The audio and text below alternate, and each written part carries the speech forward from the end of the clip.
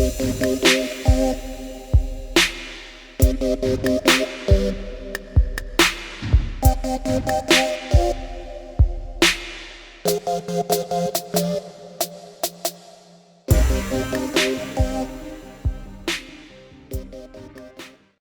I'm Pamela Merbet, and welcome to my show, Parachat. The story that happened when I was about, my sister was 5, so I was about 14 or 15, I'd say. My mom, she worked at a bar at that point in time, and I was home alone with my sister. We were living in a duplex up there in Kansas in a basement apartment. And a couple weeks before that, her boyfriend and her had gotten into a fight, and he had thrown her through the front door. So the front door is basically just leaning up on the hinges. The person that we rented the apartment from hadn't came to fix it yet. They were supposed to like a few days later. But anyways, my sister and I was in there in the apartment, and all of a sudden I had this overwhelming feeling that we were in danger. And I just couldn't get it out of my head. I kept trying to find places in the apartment where her and I would be safe. Well, my mom came home from work, drunk as usual. She made her steak, and here I was trying to tell her we needed to get out of the apartment. We needed to get out of the apartment. She didn't believe me. She said, "Oh, well, you just probably watched a horror film earlier that night, and it's your imagination. I gotta go to bed. I gotta go to work again tomorrow, da-da-da-da." So she finished eating her steak. She took off. She went to bed. And here I am still frantic. I tried pushing the couch up against the front door. I didn't feel like that was going to work because it's off the hinges anyways. I put it facing the wall, and her and I tried to lay that. It wasn't going to work either. I tried taking us into the bathtub. It didn't work either. The only place I felt like she'd be the safest at was in the corner in my mom's room beside two dressers, or in between two dressers. Well, I told her to fall asleep there, and I was going to get on the bed with our mother, because I didn't feel like she'd be safe as long as I was there with her. Well, of course, I've already had her scared shitless. She's only 4 or 5 years old, so she didn't want me leaving her.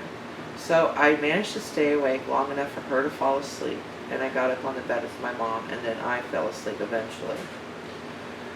Well, when I woke up, I had 2 women beating the shit out of me, and 2 men at the foot of my mother's bed with a broken wine goblet, slashing her face.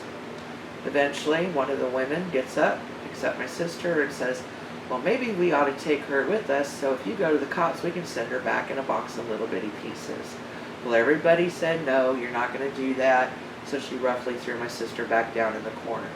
But my sister saw all this, and she somewhat remembers some of this stuff, somewhat she doesn't, which I'm glad for what she doesn't recall. But anyways, they eventually made my mother wash her own blood off their hands, and they left. She took us back to the people that lived behind us in another duplex. She knocked on the door. The lady answered the door. She ended up having her brother take my mom to the hospital, where she ended up having to have 42 stitches. And they let me and my sister come in and lay on their living room floor. And the lady's name was Justine. And she said if we needed anything, she showed us where the room was where her and her husband were sleeping. Well, my sister and I, we were laying on a pallet there on the floor, and I knew it wasn't over yet. There was something else going to happen. So I told my sister, I go, "When I tell you to book it, you crawl as fast as you can, screaming your head off back to Justine in her husband's bedroom." So we're laying there for a little while, and all of a sudden her German Shepherd Santana starts barking and raising hell. I told my sister, "Get ready, but don't go yet, because I'm not sure if this is it or not." All of a sudden we heard someone messing with their back door, and I told my sister, "Let's book it." So her and I both crawled as fast as we could back to that room, screaming our head off.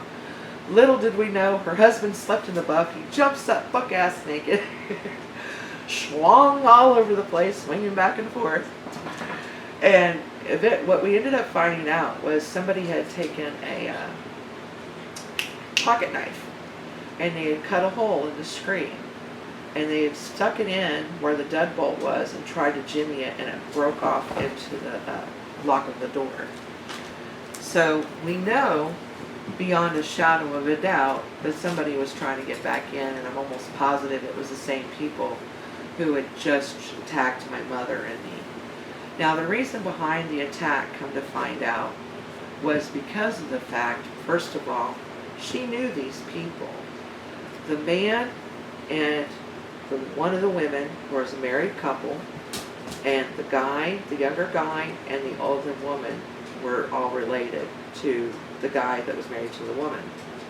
Well, I was friends with the guy's sister's daughter. She had ran away because of abuse from her mother. And that's why they were there with us, supposedly, was to find out where her daughter was. Anyways, this is Pamela with Parachat. And thank you for being here. And I will see you again soon. God bless. Bye.